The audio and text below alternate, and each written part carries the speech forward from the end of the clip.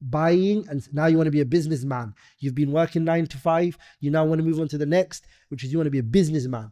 Buyu', you want to get into business now. The Sharia, wallahi, brothers, it said to you, everything is halal. Everything is halal. وَأَحَلَّ اللَّهُ الْبَيْعَ وَحَرَّمَ الرِّبَى.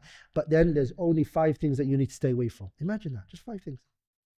The first one is any type of business which has in it gharar, deception. No, don't do that. The second one that the Sharia says that you need to stay away from is things which are haram in and within themselves. Like, for example, don't sell dogs.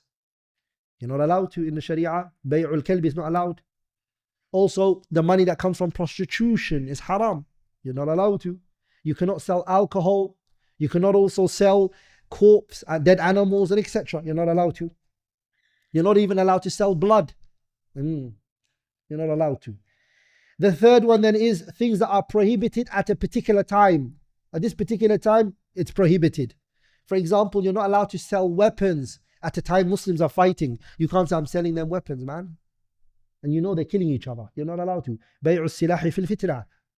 Or the fourth, which is you're not allowed to sell or make business from due to the place.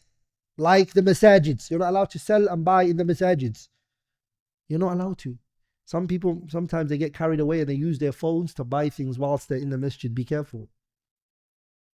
Buying online while you're in the masjid, stay away from it. Paying for your ticket whilst you're in the masjid, be careful, stay away from that. Do it outside in the masjid. Still falls under buying and selling in the what? In the masjid. And last but not least, which is riba. Riba.